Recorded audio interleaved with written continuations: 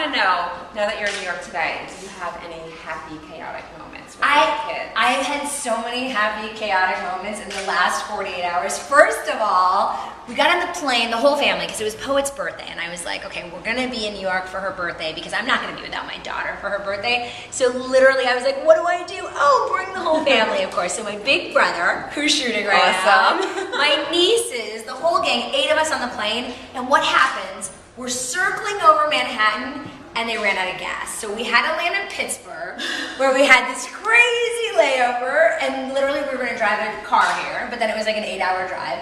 So then finally we got here, but it was like 20 hours later, and you know what? That's happy chaos. And it kind of started the crazy journey. But is this what you do every day as a mom? Because really a lot of people would get stressed and really think that that's crazy, but you really find the positive in it. I totally try and find the positive. I really think it's important to take those moments that are most insane and messy and try to make the best out of them.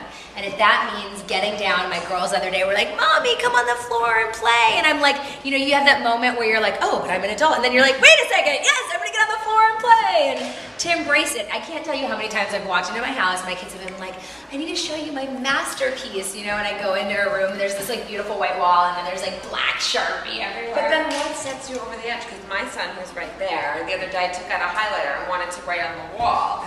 And did I handle it okay, or did I freak out a little bit? Forget it. Oh, freaked out a little bit. So what then sets you over the edge? Oh, I have my moments. Like, if they're not listening to me, I have a hard time. If I'm like, poet, Jagger, poet, Jagger, like I don't want to say it 10 times, you know? I'm like, listen to me. So I have to remind myself to get down on their level, because sometimes just saying it doesn't really work. I have to actually like lean down and talk to listen. If I really get on their level and really talk to them and explain why. So last night, for example, they were staying up really late. I had to be up at like 5 in the morning, and it was 11 o'clock at night, and they're jumping on the beds, and my brother's so sweet, and he's like reading stories, and I'm like, you guys just go to sleep. And of course, then they didn't want to go to sleep. And so I realized though that I was a little snappy. I had a not perfect mommy moment. So I was like, how do I make up for this? And literally, do you know what I did? I did a song and dance.